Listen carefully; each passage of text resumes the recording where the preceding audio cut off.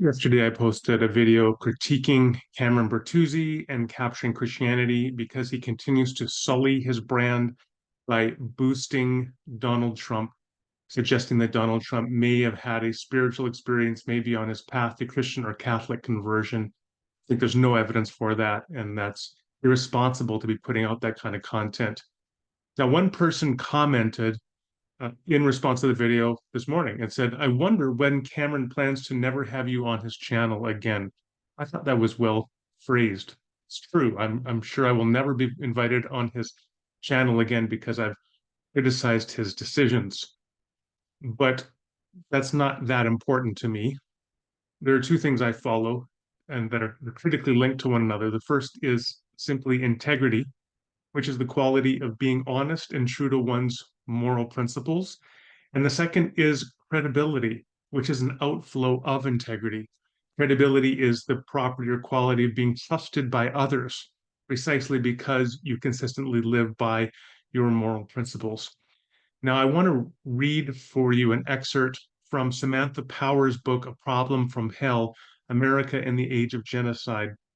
And as you listen and you hear the application, you could think it's rather indulgent and self-aggrandizing for me to quote this as an illustration, but hear me out. Okay. So, Samantha Power's book is on the history of the concept of genocide and the occurrence of genocides in the 20th century, and really focuses in significant part on a fellow named Raphael Lemkin. Raphael Lemkin was a Jewish scholar who, in the wake of World War II and the horrors of the Holocaust, he developed the concept and coined the term genocide and fought for the recognition of genocide within international law through the United Nations. Now, um, he fought tirelessly on this from after the war to his death on August 28th, 1959. When he died, the New York Times editorial observed the following, quote, diplomats of this and other nations who used to feel a certain concern when they saw the slightly stooped figure of Dr. Raphael Lemkin approaching them in the corridors of the United Nations need not be uneasy anymore. They will not have to think up explanations for a failure to ratify the Genocide Convention for which Dr. Lemkin worked so patiently and so unselfishly for a decade and a half.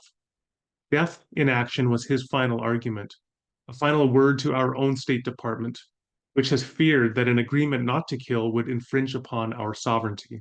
Unquote. And then Samantha Powers makes the following comment.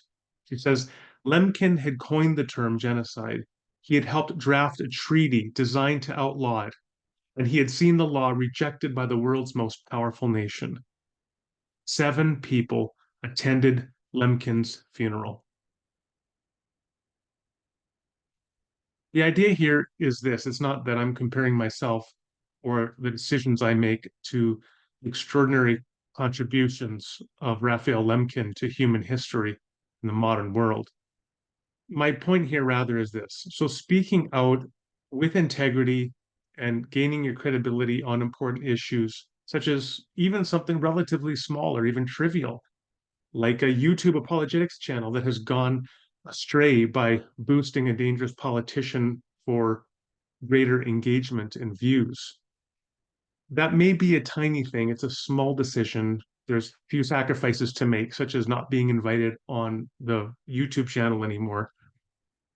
But the thing is, if you have and exercise your moral principles consistently in small decisions, over time, that gradually builds your integrity, builds the outflow of your character, and increases your credibility so that you will continue to make the right decisions in larger matters as well. And that's the philosophy that undergirds the decisions I make. Whether it's some small, relatively trivial matter, such as the topic of this video yesterday, or a much larger, infinitely more significant matter, the principles are the same: to follow with integrity your moral principles and recognize the outflow of credibility, but also the alienation from some parties that will inevitably flow from that.